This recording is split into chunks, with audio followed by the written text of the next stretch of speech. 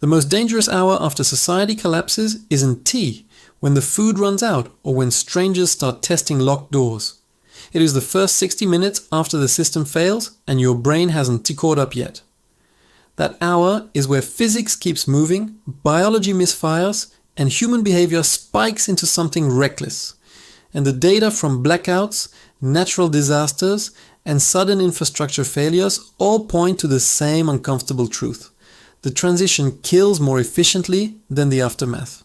When the grid drops, it doesn't politely wind down. It shears. Traffic lights go dark while vehicles are still moving at speed. Elevators stop between floors. Trains stall on tracks. Surge protectors pop. Digital transactions freeze mid-swipe. Civilization runs on synchronized electrical pulses, and when that pulse flatlines, the world doesn't pause. It stumbles forward blindly for a few violent minutes.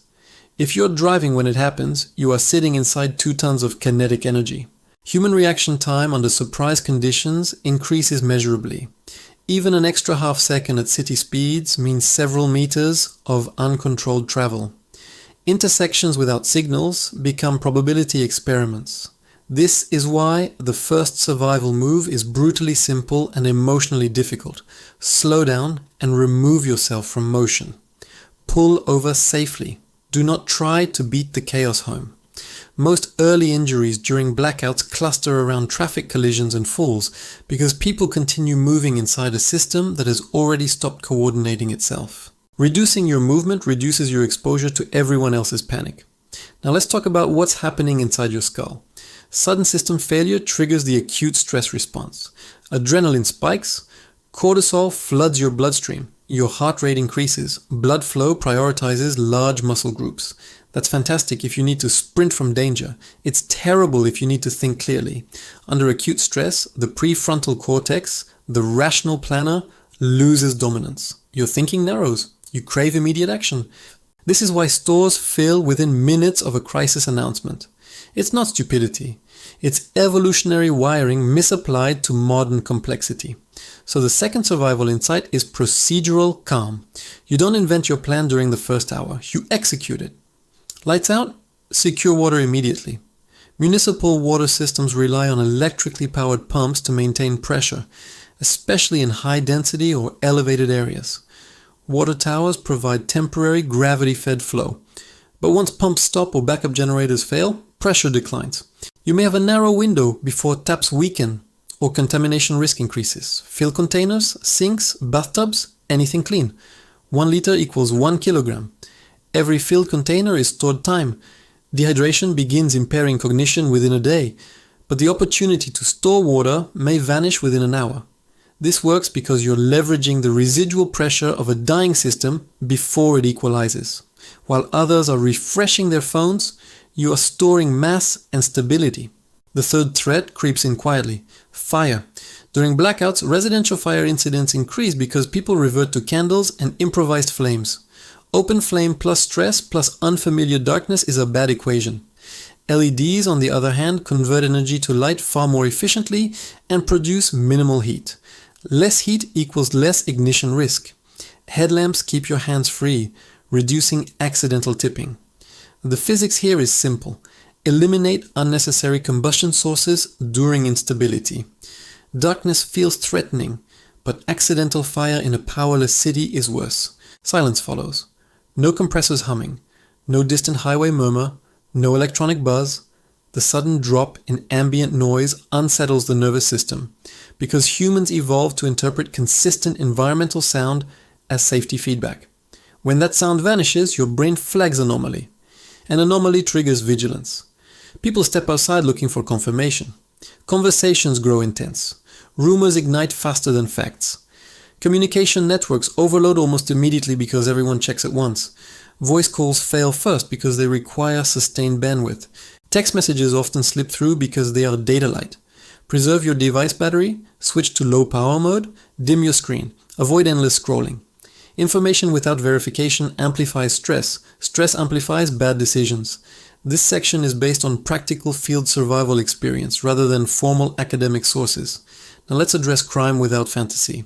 Contrary to movie logic, organized chaos doesn't instantly materialize.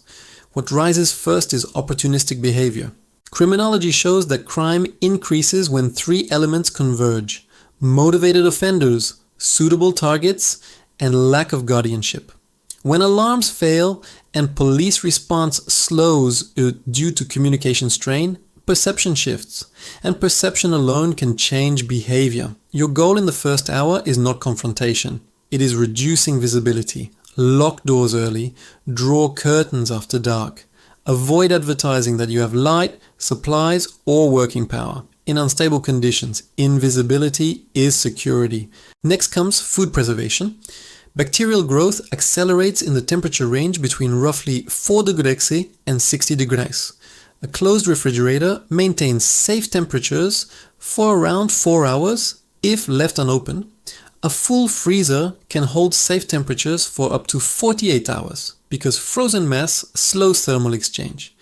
Every time you open the door, dense cold air spills out and is replaced by warmer ambient air, accelerating spoilage. The smartest move in the first hour is to leave it shut. Thermal inertia is your ally if you respect it. Hospitals enter crisis mode instantly. Backup generators engage. But generators are mechanical systems that depend on maintenance and fuel logistics. Studies of disaster response show that generator failures often occur due to overload or fuel supply issues. Emergency departments see spikes in injuries from traffic accidents, falls, and panic reactions. If you rely on powered medical devices at home, redundancy must exist before collapse. Battery backups and manual alternatives are not extreme. They are statistically justified. Fuel presents another trap. Gas stations depend on electric pumps. When power fails, underground fuel becomes inaccessible. People who rush to refuel create congestion without realizing pumps won't function. Movement toward perceived resources often increases exposure to risk. Remaining stationary when safe allows you to avoid crowd-driven volatility. Cash regains temporary importance because digital transactions freeze. Small denominations reduce friction during exchanges. Large bills create tension and suspicion. Simplicity lowers conflict probability. This section is based on practical field survival experience rather than formal academic sources. And then there's the psychological anchor. In the first hour, your brain demands a narrative: temporary inconvenience, sabotage, war, long-term collapse. The story you adopt shapes your decisions. If you assume it will resolve in minutes, you delay preparation. If you assume immediate apocalypse, you may expose yourself unnecessarily.